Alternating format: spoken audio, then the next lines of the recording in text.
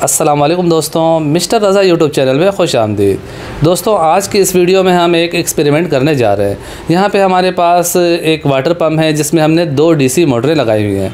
काफ़ी सारे दोस्तों का ये सवाल होता है कि क्या हम डीसी मोटर के ज़रिए बिजली जनरेट कर सकते हैं, इसके ज़रिए हम फ्री एनर्जी बना सकते हैं। तो आज की इस वीडियो में हम इन्हीं बातों को डिस्कस करने जा रहे हैं। जैसा कि ये डीसी मोटरें जो हैं वो गाड़ियों का पावर स्टीयरिंग की मोटरें होती है और इसे हम अपने वाटर पंप में लगा के पानी खींचने का काम लेते हैं। और ये जो मोटर इस पंप में लगी हुई है ये दूसरी मोटरों की निस्बत बहुत अच्छे टाइप की मोटर है। इसे आम तौर पे हम करोला गाड़ी की मोटर भी कहते हैं। दोस्तों, जब हम इस टाइप की किसी मोटर को किसी फोर्स के ज़रिए घुमाते हैं तो उसके जो मेन कनेक्शन का वायर है वहाँ पे कुछ ना कुछ करंट जनरेट होता है। यहाँ पे हमने एक मोटर को बैटरी से अटैच किया हुआ है जिसके ज़रिए वो मोटर घूम रही है और साथ में पंप को भी घुमा रही है। और पंप के व्हील के साथ हमने एक दूसरी मोटर को अटैच किया है कि वो मोटर व्हील के फोर्स से घूम रही है। यानी पंप का व्हील जब घूमता है तो वो मोटर भी व्हील के ज़रिए घूम रही है। इस मोटर को किसी फोर्स से हम नहीं घुमा रहे हैं। इस मोटर में हमने कोई वायर अटैच नहीं किया है। एक मोटर को हम बैटरी से चला रहे हैं और दूसरी मोटर पंप के व्हील के थ्रू घूम रही है। अब देखना यह है कि ये जो डीसी मोटर खाली घूम रही है इसे हम व्हील के थ्रू घुमा रहे हैं, व्हील के फोर्स से घुमा रहे हैं, इसमें कितना करंट जनरेट हो रहा है और इससे हम क्या काम ले सकते हैं। काफ़ी सारे लोग इसमें अपने अपने तजर्बे करते रहते हैं। कोई इसे हवा के ज़रिए घुमाना चाहता है, कोई किसी और फोर्स के ज़रिए, कोई पानी के ज़रिए। बहरहाल इस मोटर को घुमाने से कुछ ना कुछ करंट जनरेट होता है। इसमें से कितना करंट जनरेट हो रहा है, कितने वोल्ट इसमें से निकल रहे हैं, आइए आप वोल्ट मीटर के ज़रिए देखते हैं।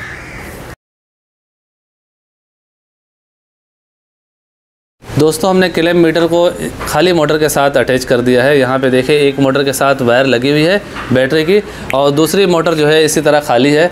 और ये जो है इसमें हमने पुली भी बड़ा लगाया है कि इसकी आरपीएम बढ़ जाए। देखें जिस मोटर से ये पंप चल रहा है उसमें पुली छोटी लगी हुई है और जो मोटर जो है इस बेल्ट पुली के थ्रू घूम रही है उस मोटर में हमने पुली बड़ा लगाया है कि स्पीड भी थोड़ी सी बढ़ जाए, इसका आरपीएम ज़्यादा हो जाए। तो अब हम इसे चला के इसके वोल्ट चेक करने जा रहे हैं। दोस्तों, यहाँ पे हमें 5.56 वोल्ट देखने को मिल रहे हैं जो कि बहुत कम है। हमारी जो दूसरी मोटर बैटरी से चल रही है उसके एम्पेयर तकरीबन 8 हैं। अभी उसके एम्पेयर हम आपको दिखाते हैं। दोस्तों, यहाँ पे आप देखें ये मोटर जो है इस वक्त 14 से 15 एम्पेयर डीसी के ले रही है इस बैटरी के ज़रिए और हमारा एक जो मोटर है वो अलग खाली इसी तरह ही घूम रहा है। तो इस मोटर के एम्पेयर मैक्सिमम 8 से 10 होते हैं। इस वक्त जो है ये मोटर एम्पेयर बहुत ज़्यादा ले रही है। वजह यह है दोस्तों कि ये देखें साथ में इस मोटर को घुमा रही है, इस वजह से भी इसके एम्पेयर ज़्यादा हैं। अब आप खुद सोच सकते हैं कि हम जब 15 एम्पेयर एक मोटर को घुमाने में खर्च करेंगे तो फिर हमें उससे फ़ायदा क्या होगा। दोस्तों, हम मोटर को बंद कर रहे हैं कि हमें बात करने में आसानी हो। दोस्तों, जैसा कि अभी आपने देखा कि ये जो मोटर हमारी बैटरी से 15 एम्पेयर का करंट ले रही है और साथ में ये खाली मोटर चल रही है। तो करंट एम्पेयर ज़्यादा लेने का वजह यही है कि साथ में इस मोटर को भी ये घुमा रही है, इस वजह से इस पे ज़ोर ज़्यादा पड़ रहा है, इसके एम्पेयर बढ़ गए हैं। अब जो लोग फ्री एनर्जी बनाना चाहते हैं वो इस बात को समझें कि अगर आप किसी तरह इस मोटर को स्पीड में घुमा लेते हैं, जैसा कि ये मोटर जो है इस वक्त हम यहाँ से इसके वोल्ट चेक कर रहे हैं तो 5 से 6 वोल्ट हमें देखने को मिल रहे हैं।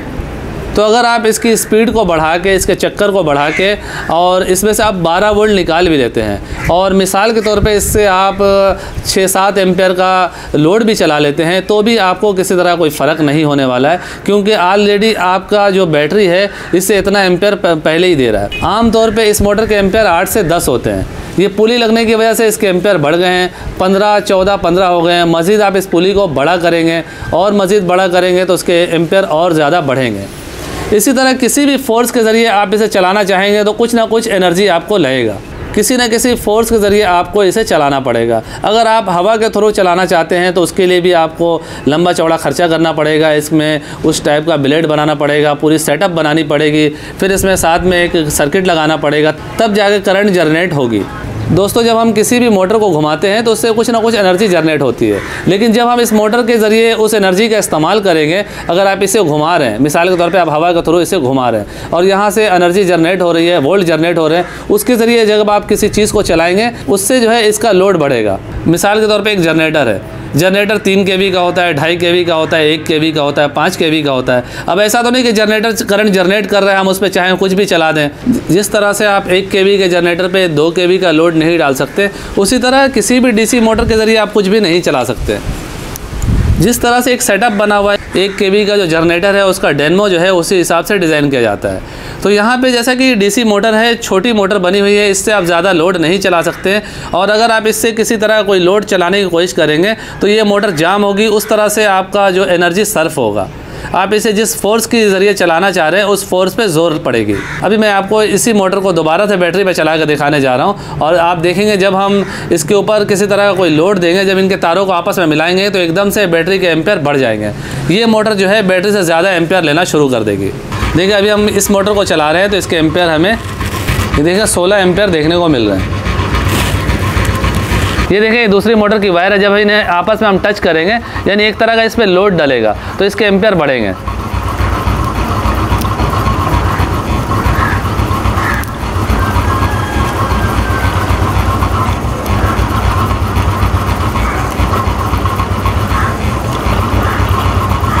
दोस्तों आप यहाँ पे देख सकते हैं हम इन तारों को टच कर रहे हैं आपस में, इस मोटर पे जोर पड़ रहा है, ये मोटर जाम हो रही है जिसकी वजह से एकदम से बैटरी के एम्पेयर बढ़ जा रहे हैं। यहाँ पे हमें मोटर जो है लोड ज़्यादा लेते हुए नज़र आ रही है।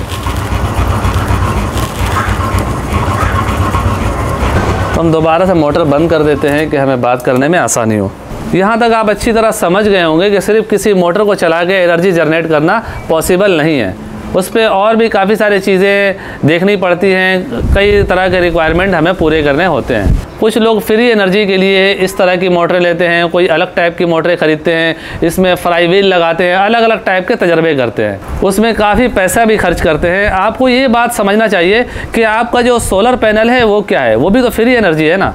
आप सोलर पैनल लगा लेते हैं, सूरज के ज़रिए आपका एनर्जी जनरेट होता है, आपकी बैटरी चार्ज होती है, लेकिन किसी भी चीज़ को लगाने में, उसका सेटअप बनाने में पैसे तो खर्च होते हैं, फ्री तो कोई नहीं है। इसी तरह आप इस तरह का कोई डेनमो लेते हैं और डेनमो में पंखे लगाते हैं, हवा के ज़रिए बिजली पैदा करना चाहते हैं तो बिजली तो पैदा हो सकती है, लेकिन आपका खर्च होगा उस पर। फी ज़माना सोलर एनर्जी जो है वो विंड पावर एनर्जी से सस्ती है, क्योंकि आपको हर जगह बने बनाए सोलर आसानी से मिल जाते हैं। और क्योंकि सोलर की इस वक्त मार्केट है तो हमें मुनासिब रेट पे सोलर पैनल और इस तरह की तमाम जो चीज़ें हैं, जिस तरह बैटरी है और कंट्रोलर है, वायर वगैरह आसानी से मिल जाते हैं। इसी तरह विंड पावर प्लांट हमें लगाने के लिए उसके जो पार्ट्स हैं वो हमें कहीं भी आसानी से नहीं मिलेंगे, उसके लिए हमें काफ़ी भागदौड़ करनी पड़ेगी और उसके बाद भी हमें पूरी तरह से कामयाबी नहीं मिलेगी। विंड पावर प्लांट सिर्फ साहिली इलाकों के लिए कामयाब है, जहाँ पे हवाएं तेज़ चलती हैं, जहाँ पे हर वक्त हवाएं चलते रहती है, वहाँ के लिए जो है विंड पावर प्लांट कामयाब है। बाकी जगहों के लिए जो है विंड पावर प्लांट पूरी तरह से कामयाब नहीं है। सो ये था दोस्तों डीसी मोटर और फ्री एनर्जी पर एक्सपेरिमेंट जो आपने देखा। उम्मीद करता हूँ आपको आज की ये वीडियो अच्छी लगी होगी। वीडियो अच्छी लगी हो तो इसे लाइक कर दीजिएगा, दोस्तों को भी शेयर कीजिएगा। चैनल में नए हैं तो चैनल को सब्सक्राइब करके बेल आइकन भी प्रेस कर दीजिएगा। अपना और अपने प्यारों का बहुत सा ख्याल रखिएगा, दुआ में याद रखिएगा। मिलते हैं नेक्स्ट वीडियो में। अल्लाह हाफिज़।